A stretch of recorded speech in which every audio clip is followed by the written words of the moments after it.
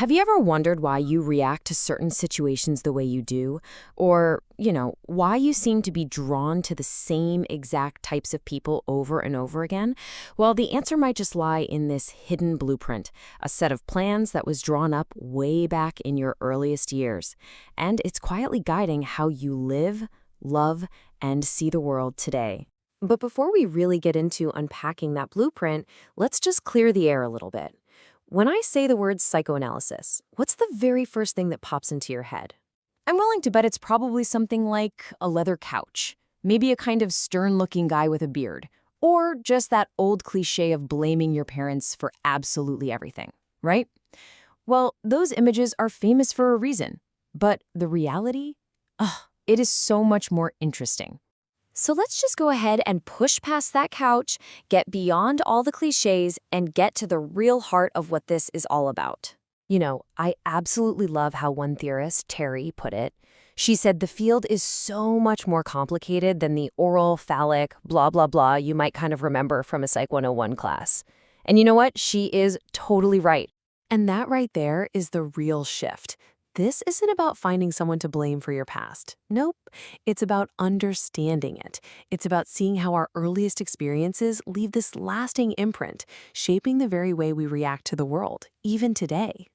So, okay, if it's not about blame, then how in the world is this blueprint actually drawn?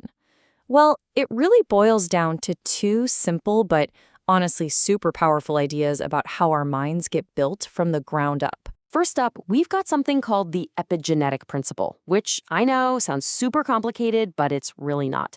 All it means is that development happens in order, kind of like a series of dominoes. You just can't knock over that fifth domino unless the first four have already fallen, one after the other.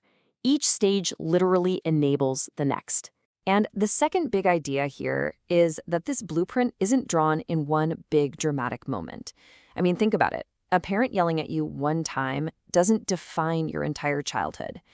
But a parent who is consistently warm and responsive, or one who's consistently critical, that's the pattern.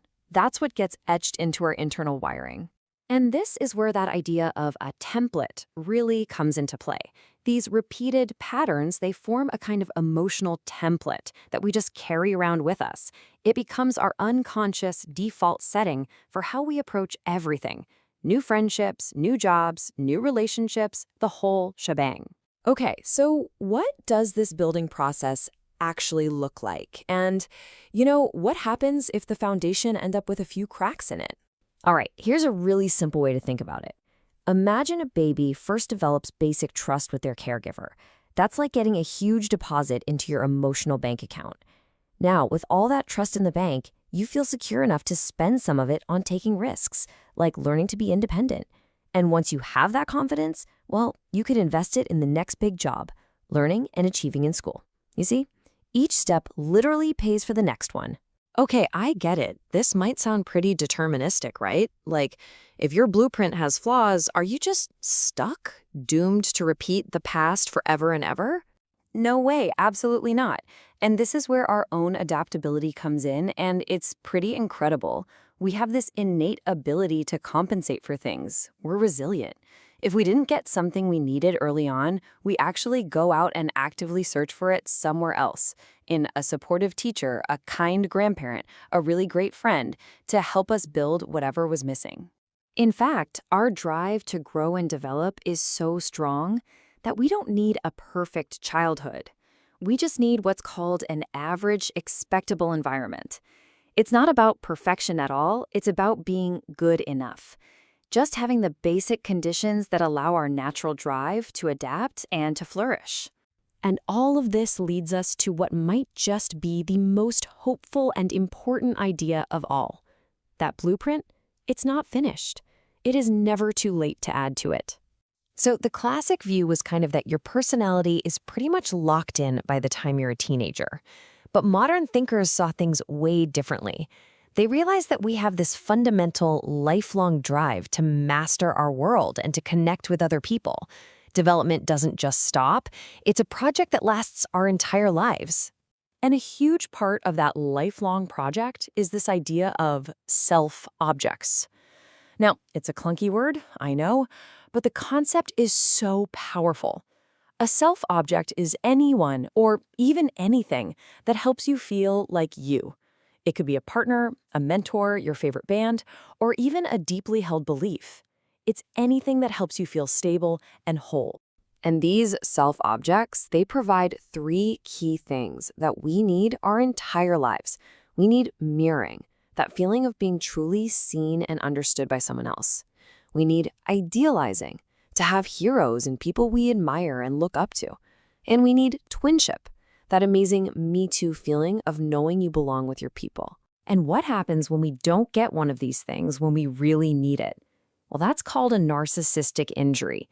And seriously, forget the negative baggage that comes with that word. In this context, it's not some kind of deep flaw, it's a universal human experience. It's that little sting you feel when someone doesn't compliment your new haircut, or they totally miss the point of a story you're trying to tell. It's just a normal, everyday part of life. So, after all that, why does any of this still matter today?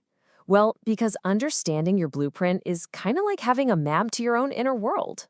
Let me tell you about this one case. A man comes to therapy and he's just deeply depressed. Totally passive, listless, nothing seems to be helping. But the therapist starts looking at his blueprint and realizes something crucial. This man grew up in a household where any anger was forbidden. It was seen as sinful. And suddenly it all clicks. His depression wasn't sadness at all. It was a lifetime of rage that had been buried so deep it had no other way to come out. Recognizing that part of his blueprint was the very first step to actually helping him. And that really gets to the heart of it all. This whole theory isn't meant to be some rigid set of rules.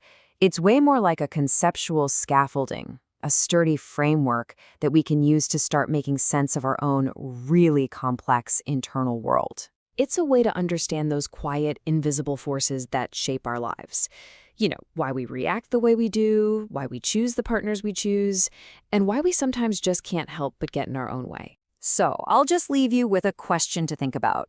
When you really look at your own patterns, your reactions, your relationships, what blueprint is guiding your life today?